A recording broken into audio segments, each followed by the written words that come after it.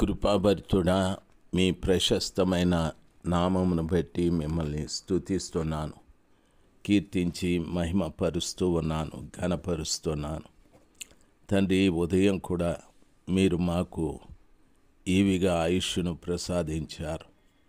అందుకు మేము మీకు కృతజ్ఞతాస్తుతులు చెల్లించుచున్నాను.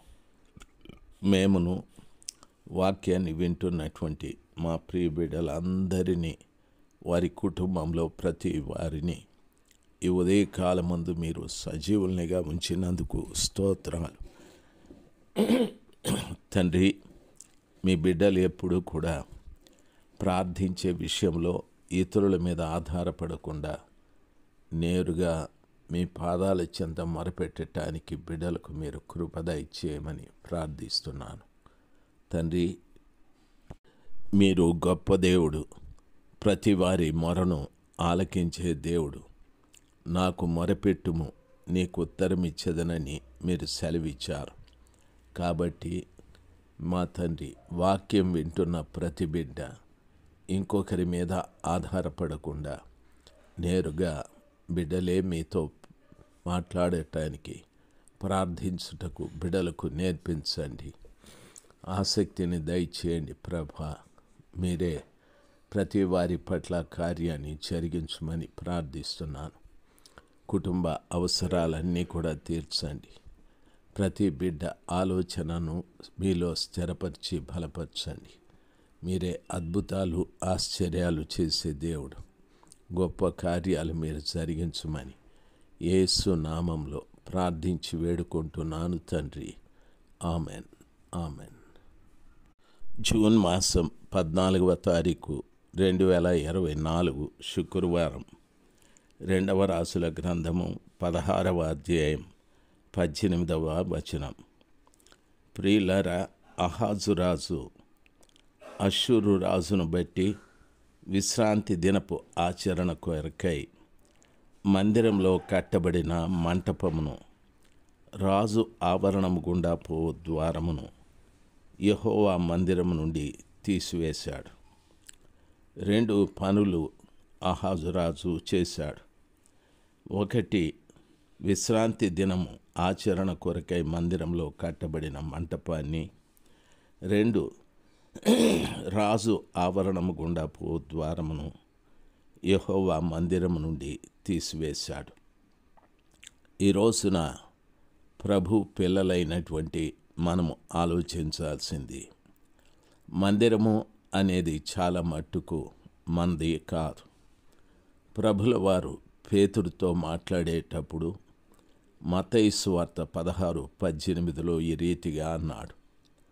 ఆయన, పేతురు, ఈ బండ మీద నా సంఘాన్ని కట్టుదును, దాని ఎదుట పాతాళలోక ద్వారములు నిలవనేరవు అన్నాడు. అంటే సంఘాన్ని నేను కడతాను అని చెప్పాడు.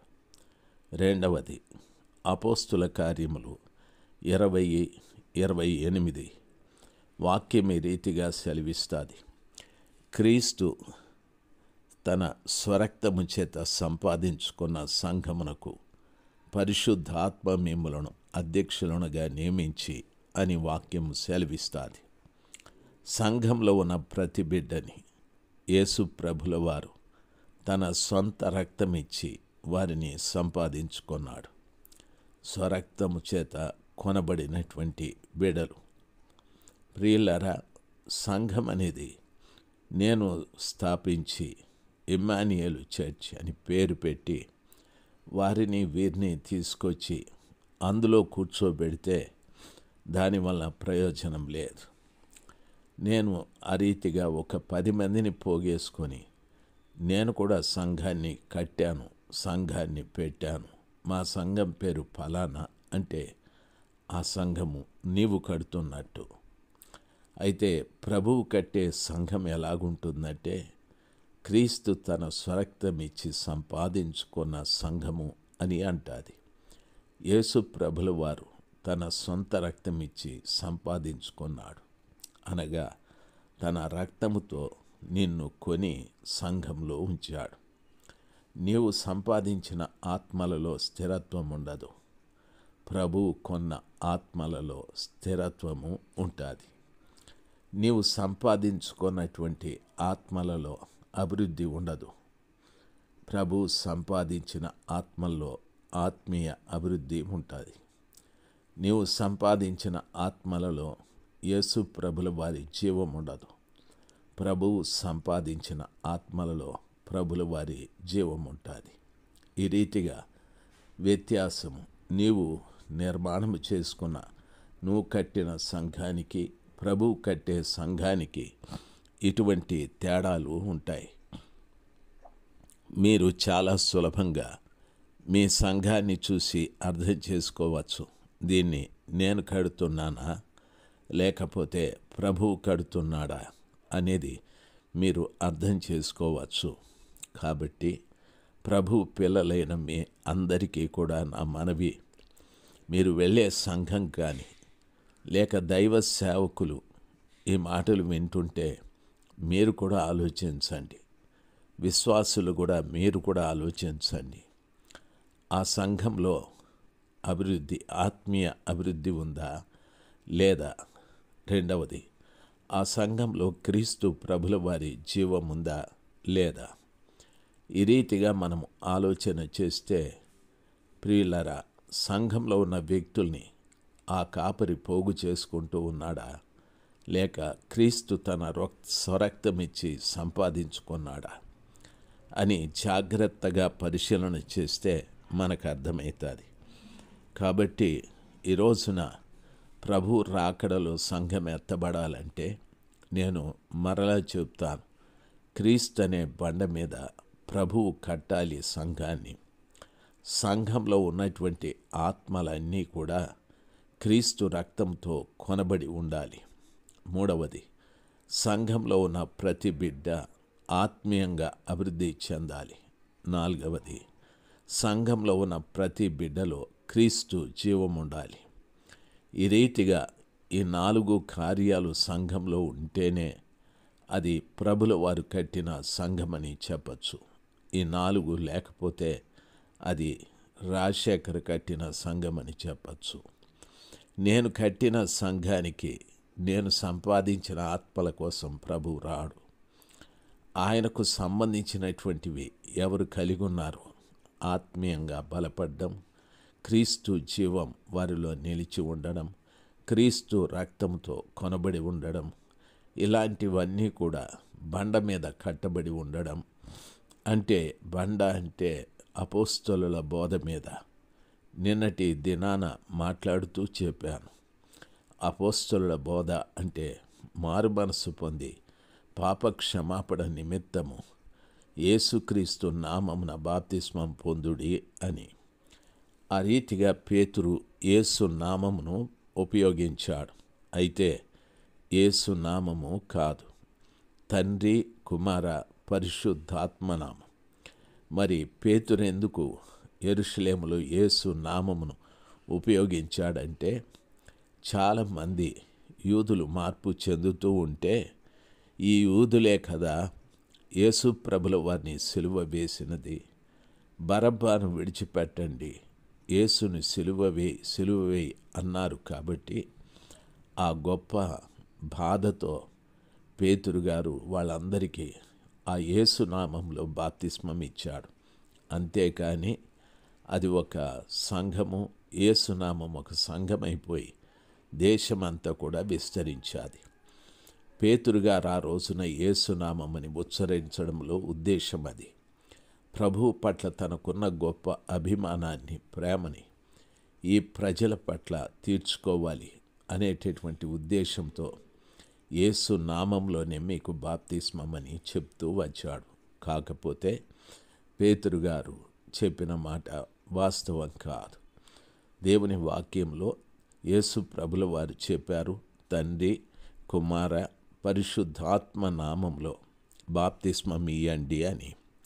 పేతురు గారు దేవుడు కాదు, యేసు ప్రభుల వారే దేవుడు. కాబట్టి యేసు ప్రభుల వారు చెప్పింది మనం పాటించాలి. పౌలు గారు కూడా చెప్పాడు. పౌలు ఎవరు? అపోల్లో ఎవరు? పౌలు నాటాడు, అపోల్లో నీరు పోశాడు. వృద్ధి చేయువాడు దేవుడే.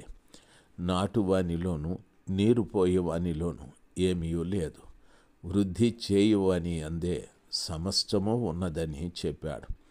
వృద్ధి చేసే దేవుణ్ణి మనం వదిలిపెట్టి నాటేవాడిని, నీరు పోసేవాడిని పట్టుకుంటే ప్రయోజనమేముంది? వాళ్ళను వెంబడిస్తే లాభమేముంది? వృద్ధి చేసే దేవుడు మనకు కావాలి. ఈ విషయాన్ని ప్రతి బిడ్డ కూడా జాగ్రత్తగా గమనించాలి. ఇప్పుడు అహాజు రాజు, నన్ను క్షమించండి, పొరపాటున అహాబు అని మాట్లాడేస్తూ ఉన్నాను. అహాజు రాజు ఏం చేశాడంటే, చూడండి, అష్షూరు రాజును బట్టి, అంటే తాను ఇంకొక దేశస్థుడైన రాజును బట్టి విశ్రాంతి దినపు ఆచరణ కొరకై మందిరంలో కట్టబడిన మంటపమును, రాజు ఆవరణము గుండా పోవు ద్వారమును యెహోవా మందిరము నుండి తీసివేసెను. ఈ రోజున చాలామంది బిడ్డలు మందిరాలు కడుతూ మందిరంలో ఉండవలసినటువంటి దేవునికి సంబంధించిన వాటిని తీసివేస్తూ ఉన్నారు. బాప్తీసాలు తీసివేశారు, పరిశుద్ధాత్మని తీసివేశారు, ఆత్మ వరాలను తీసివేశారు, ఆత్మ ఫలాలను తీసివేశారు. ఎన్నింటినో వారికి సంబంధించిన వాటిని వారు అభివృద్ధి చేసుకుంటూ ఉన్నారు. కొంతమంది బోధకులైతే బొట్టు పెట్టుకోవచ్చని, కొంతమంది బోధకులైతే కొబ్బరికాయ కొట్టచ్చని, కొంతమంది బోధకులైతే బొట్టు పెట్టుకోకూడదని, పెట్టుకోవాలని బైబిల్లో లేదు కాబట్టి పెట్టుకోవచ్చు, అందులో తప్పేమీ లేదని ఎన్నో రకాలుగా వారికి అనుకూలంగా మందిరంలో అవసరమైనటువంటి వాటిని తీసివేసి వారికి సొంతంగా వారికి అనుకూలమైనటువంటి వాటిని ఏర్పాటు చేసుకొని ప్రజలకు బోధిస్తూ ఉన్నారు. ఈ రోజున ప్రభు పిల్లలుగా మీ అందరికీ నా మనవి, ప్రియులారా గమనించాలి. మనకొక పెద్ద వేదిక కావాలి అని కాదు, ప్రభు నాకు కావాలి. ప్రభు యొక్క కట్టడలు, ప్రభు యొక్క ఆజ్ఞల్ని, ప్రభు యొక్క విధులను నేను పాటించే వ్యక్తిగా ఉండాలి. ఏది కూడా నా వద్ద నుండి తొలగిపోకూడదని మంచి ఆలోచనతో ప్రభుల వారి ఎదుట మనం జీవించడం నేర్చుకోవాలి. 18వ వచనము పూర్తి అయిపోయాది. ఆమేన్.